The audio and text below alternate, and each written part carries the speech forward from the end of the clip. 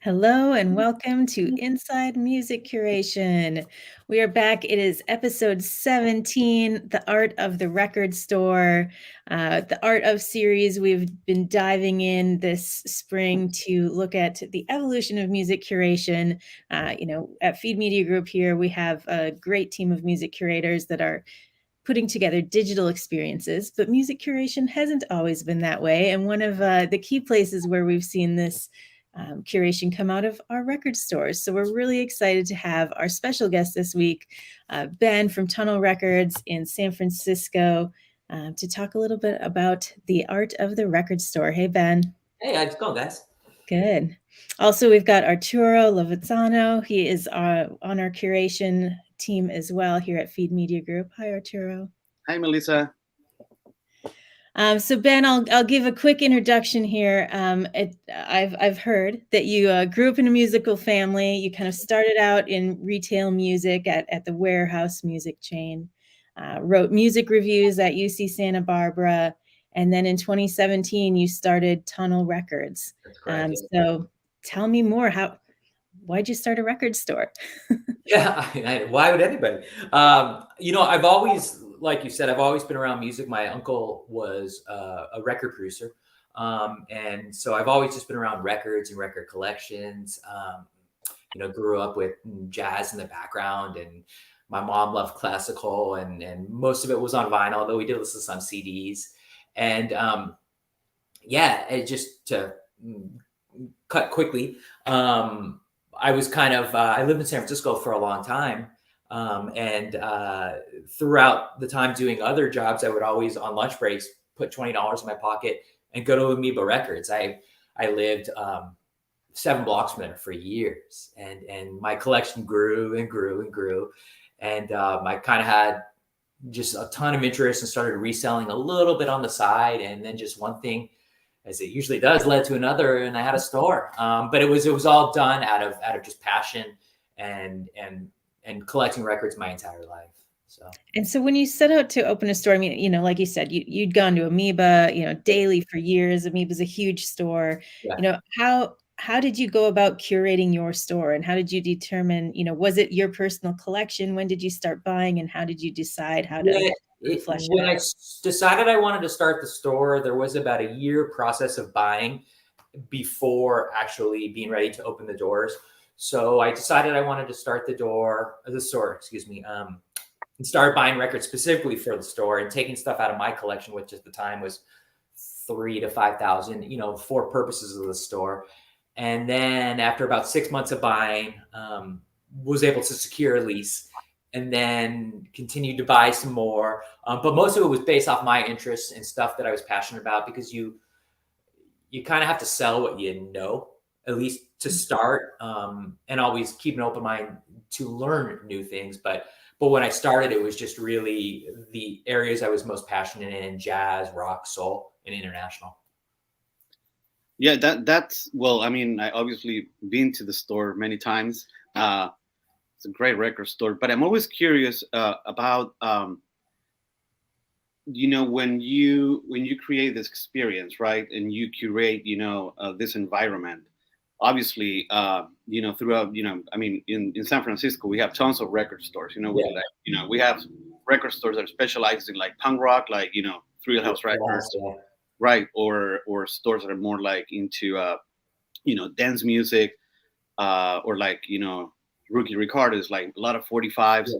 So like I always been curious about like what the curation happens.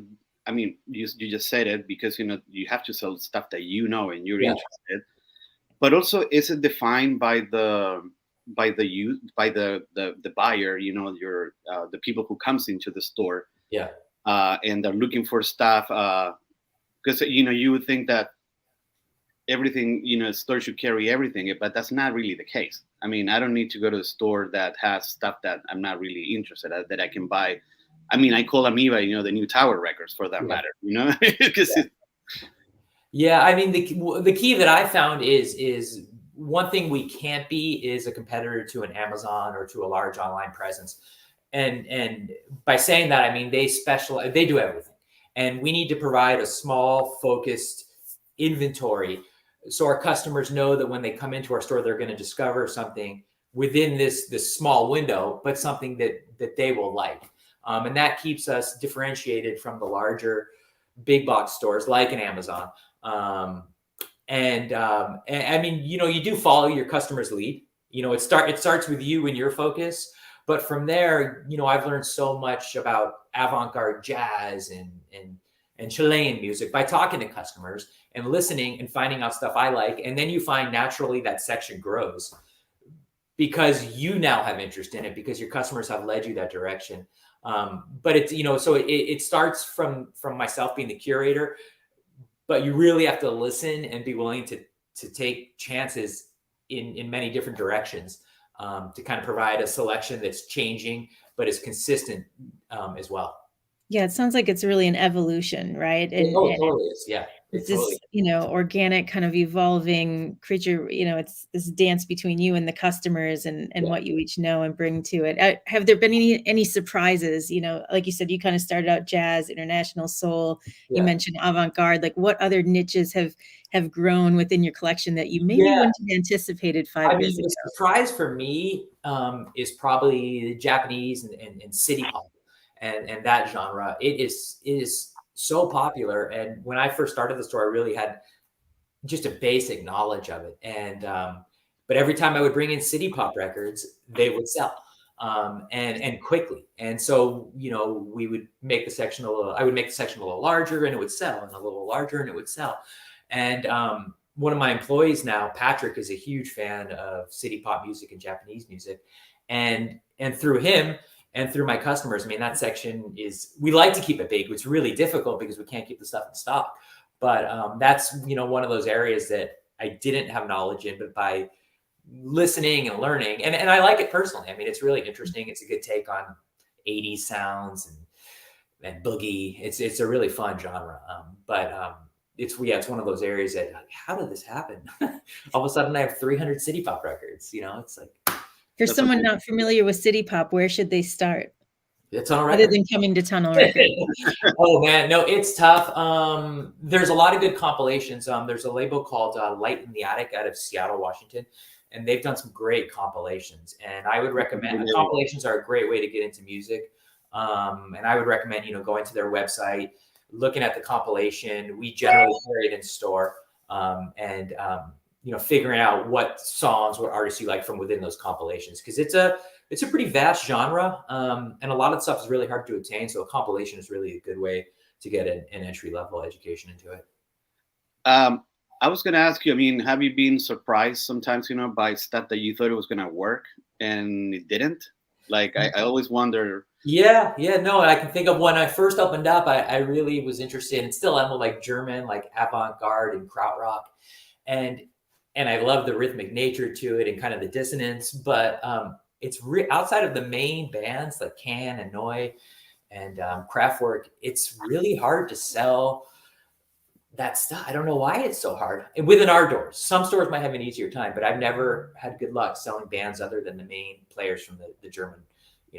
That's interesting because it seems like there is like a new wave also of krautrock, from Japan. Bands like, Minami Deutsch or Kumoyo. I mean, and they have this label, Guru Guru Records, out of Amsterdam. So we sell those records. We really sell those records well. That's what I'm thinking is interesting. Like, maybe the audience, besides knowing Can and Neu, as you said, they haven't explored, more about, that genre. That I think is a very interesting, I mean, I'm guessing some of it could be, a typical feature of those records is a couple of very rhythmic, pretty songs and a couple of very dissonant songs. And I'm guessing, a lot of those records have one great side and one very difficult side. And I'm guessing that's really, it's a barrier to entry for some, especially in vinyl form, because you have a side of dissonance that you don't want to play around your kids, Right. And so as you think about, ways that you are influencing your customers, what is the evolution of the customer, right? Like they come in, they browse, they find something they know that they're looking for.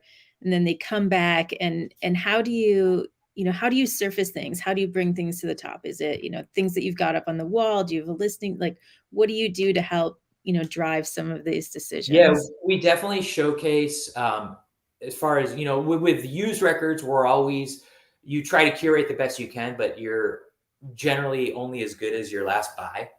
But, so that's a little bit of a different conversation. But for new records, we generally will showcase about 20 to 30 records on our wall. And they're records that I myself am passionate about, maybe my employees are. And they're generally, it's stuff that is probably unknown to at least half of the customers that walk in the door. And reason being, if we put a Fleetwood Mac record up there, everybody knows Fleetwood Mac. It's going to sell whether it's up there or hidden in the shelf. So we try to put stuff up there that you might not know, and you might want to take a chance on. And I encourage people when they're in, you don't have to take a $30 leap on a record just based on my recommendation. Take a picture, go listen to it on Spotify or any digital medium. And generally customers, if they like it, will come back. I found that most vinyl customers want to own music they like. Yeah. More than they want to stream it. Streaming is very valuable, but they want to own it if they like it and build a nice curated collection for themselves.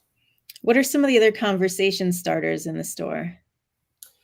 Well, when people, the common questions, hey, recommend something to me. And my first question back to them is, what have you listened to? Tell me the last 5 records you listened to. Tell me what you liked and didn't like. And that's usually a way to open up the gateway to kind of focusing something that, finding something they might like. That's great. That sounds very similar to what we do, doesn't it, Arturo? Yeah, totally. I have, questions that I always wanted to ask, an indie record store owner, like we all probably watch, the movie High Fidelity, right? And is that an accurate, in the movie, is it accurate the way that the customers, interact with the clerks and the owners, is that? I mean, it's real life. Yeah, it's exaggerated, but it's accurate. I mean, I've always, sometimes my employees and I, we just laugh because it's some of the stuff that happens is just ridiculous. It's you have the biggest characters that come in, and over time, people feel ownership to the record store, which is great. They should. It's not mine. It's everybody's. I'm just providing this gateway, and so people come in and really they're themselves. They don't put on a show. And there's customers who will come in with a drink they made and they want me to try. There's customers who will come in and not necessarily cry, but tell me their, a painful story that might have happened to them. One of my employees who works Mondays for me, basically at the time we were open 6 days a week, and he kept bugging me for a job. And I said, fine, if you want a job, you can work Mondays. We'll just open up Monday for you. He was like that guy that just showed up and never left, it really is true. Yeah. I mean, we don't have a Jack Black character who's that outlandish, but maybe someday we will. I don't know. No, I mean, I feel, I buy records all the time. And every time that I travel, like I go to check out record stores in different parts of the world. And I remember one time I'm in Japan and I'm browsing through this section, and there is this other guy right next to me. He's literally breathing on my neck, and I'm looking at him, and he was like, and then he apologized. He was like, "Oh, I'm so sorry. I mean, he really wanted to get in on the bin that I was in, Yeah. I was he was right next. It was, we have, I'm sure all these characters, that they go and people who are quiet. I just love the experience, going to. Yeah, no, it's fun. I mean, we try to the one thing I tell my employees is don't ever be pretentious. Don't ever think music is so precious. It's even if it's something if a customer comes in and asks for, a Taylor Swift record, and I have nothing against Taylor Swift. She's a great songwriter. She sells tons of records because she's extremely talented. But we don't carry Taylor Swift in our doors because we don't need to. But if somebody comes and asks for a Taylor Swift record, there's no judgment. It's nothing so precious, because who's to say their judgment of your liking of weird krautrock records isn't offensive to them, so. That reminds me of a story of a friend of mine. When I lived in New York back in the 90s, I think I will say the flagship store for Tower Records was the one on Fourth and Broadway, right? Yeah. And across the street, kitty corner of that Tower Records, there was other music that it was like a super famous indie, super well curated store. But they were mean. Like I remember, my friend, she went looking for a Rick Wakeman record, the keyboard player from Yes, and they're like, go to Tower Records for that. Yeah. It's like, and my friend's like screw you guys, basically. It's like, yeah, it's funny. There's an aspect to the business that, like, growing up, when I went into record stores that were my size record store, which is maybe 800 square feet, it was intimidating because you were judged. But that, in my one night, I never really liked that personally. I always thought that music should be an open conversation. Who cares what I like? It's more important what you like. I'm going to provide you with these sounds, and you decide for yourself. But one of the good things, I guess, about the internet and music is well, good or bad things, but like Yelp and Google reviews, you really can't be that kind of, I won't be vulgar, but you can't be a dick, and get away with it, because you'll lose shoppers and you can't stay in business. So you really have to be somewhat nice, but that's okay in my mind. So yeah, it doesn't. Nice and knowledgeable don't have to be a separate thing, right? No. You can be knowledgeable and you can be nice, and you can you can judge in the background, I guess. Take credit of what people's unique interests. And I'm curious now, right? Like, you talked about the initial buy for your store, and how has your buying now changed from when you started, or what does it look like to procure records to continue to curate your store? Yeah, I mean, personally, I'm much more knowledgeable on where to get the records and for whom. But now it's still always changing. But we just expanded our jazz section about 6 months ago. It was always large, but I wanted to encompass more of the store with it because our clientele has really moved that direction. Our international section has grown, although our Chilean section has shrank because we can't get the records anymore. But that's on you, Arturo. But so I mean, there's always an ebb and flow to it. Our rock section is smaller, but our soul section is larger. And some of it's contingent on what we can get, and some of it's contingent on having a small amount of space and trying to focus it to what your customers now like. And one thing I found is that by providing focus to certain sections, your clientele will then kind of grow it themselves. We, with a larger jazz section, we get sold more jazz records. It's really interesting how that works, because the people that sell records generally most people want to trade more than sell. Mm-hmm. And so the people that trade records want to trade for usually the same genre, just different artists within that genre. So that's one way, definitely, things have changed over time. One question always wanted to ask, a record store curator, is how does it affect, the existence of Discogs, right? Like, because in the way that I see it, I see the value of like being able to find stuff that you couldn't have found before, but also has become this place where everything has like, every piece is tied to a dollar value, right? Yeah. It's not so much, the discovery of like, you go to before, you will go to a store before Discogs, and you will find this jewel, right? And it will be not, $300, it will be, $5, yeah. And you will be like, score, right? Yeah. So that part of the experience, has kind of like removed, like, like record stores, in general, they don't even have the material because people rather to like put it on the marketplace on this. Yeah. So I'm thinking, what's your take on that? Yeah, I mean, Discogs is kind of a double-edged sword. It's I mean, I agree with you from a personal standpoint. I like to go into a record store and not know what I'm going to get. I like to, generally I'll go to the jazz section, I'll look on the wall, I'll go to the international section, but I like that's what I enjoy personally. But there are customers, and even for myself, there's records that you just won't find. you could go to record stores for your entire life and not see that record because of its scarcity. And so for that, I think it's very valuable. And for, it's also made international records that much more accessible. There could be a really rare Turkish psych record that you might have not known existed, and you would never have the opportunity to get without Discogs, because now you can be connected with a seller in Europe or maybe Turkey and get that amazing, maybe Omar Khorshid record or something. So it's a nice way it's really shrunk the world as far as music is concerned. But it's also, it's created kind of, like you said, it's definitely made values significantly higher for records. And it's an odd marketplace. It really is. Yeah.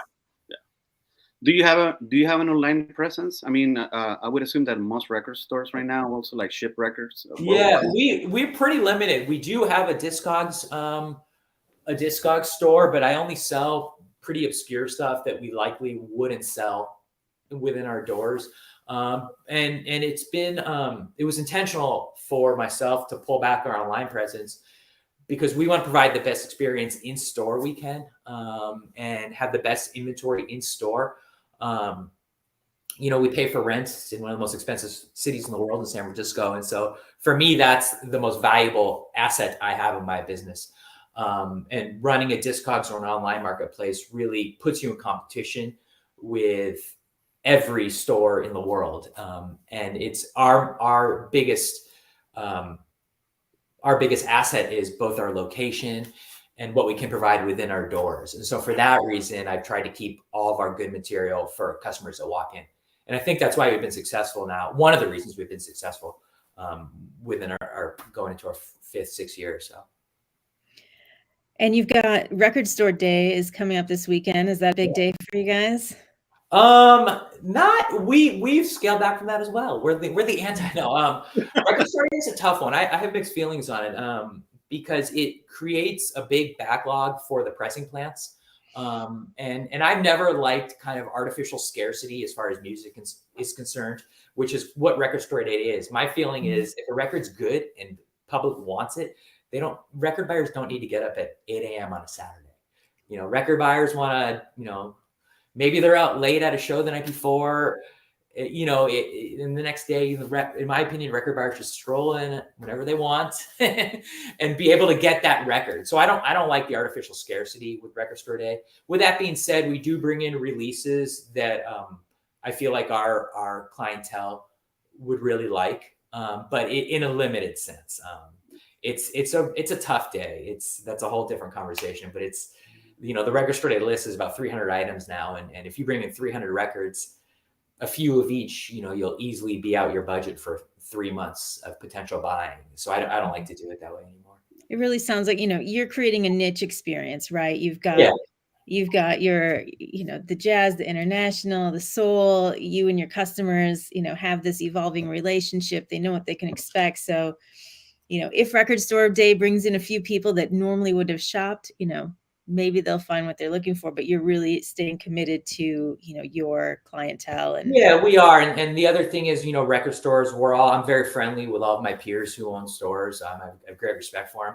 And there's stores who do a great job on Record Store Day within the area. Amoeba Records is great. 1, 2, 3, 4 Go in Oakland is amazing.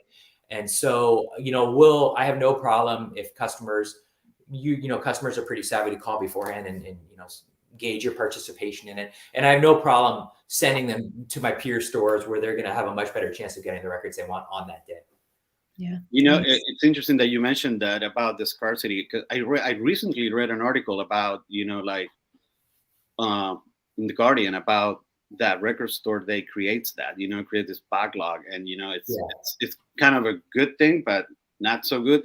And also what I've noticed, a lot of people that go and buy that stuff, they buy it to literally resell it later for more money, because they're known as flippers. Right, and right. They do. Yeah. I mean, you'll sell a record in your doors for $30, and then within an hour it's online for $60. Exactly. That's kind of against the whole spirit of it. you know, it's I like the initial idea of it. I love the idea of creating excitement to come into a record store. But for a store like ours and for a lot of my peers, every day is a good day to come to a record store. You know, one day a year doesn't. If you're relying on that one day a year to make your rent, something else is wrong in the equation. Well, I can't think of a better closing line, that every day is a good day to go to a record store. It is. Come on in. I agree. Ditto to that. Yeah. I don't think I've ever been to a record store day, to be honest, at a record store. But yeah, come in on the other days. You'll have more time to browse. Yeah, exactly. Play some weird records. I love it. So again, you know, Inside Music Curation, we're here talking about all of the different ways that music curation is applied. You know, at Feed Media Group, we work with businesses, and similar to what Ben said, you know, the first step in any music curation mission is to know your audience. You know, if you're a record store, understanding the people that are coming in through your doors. If you are a business like the ones we work with at Feed Media Group, it's knowing who your end users are and what experience you're trying to craft for them. So it's really fun for us to get side of the B2B space and look at that from different angles. And it really is about, you know, what you know, the experience you're trying to create, and the people you're interacting with. So thank you for sharing that. Anything else you want to go out on, or some wise record store wisdom you can leave us with? Why? No, I'm going to end on every day is a good day to go to a record store. Go to any record store. We're all, you know, and don't be afraid to ask questions, and you know, definitely listen, and don't be afraid to share what you know as well. And if the person on the other end isn't receptive to it, that's their loss. That's great advice. Well, thank you again so much, Ben. And be sure to check out next time you're in San Francisco, Tunnel Records. You're in the Outer Sunset. That's right? true. Yeah. Terravon and 46. Terravon and 46. And if you want to know more about Inside Music Curation, check us out at feedmediagroup.com. We're here every other week talking about all the topics surrounding music curation, and we hope to see you again real soon. Thanks for having me, guys.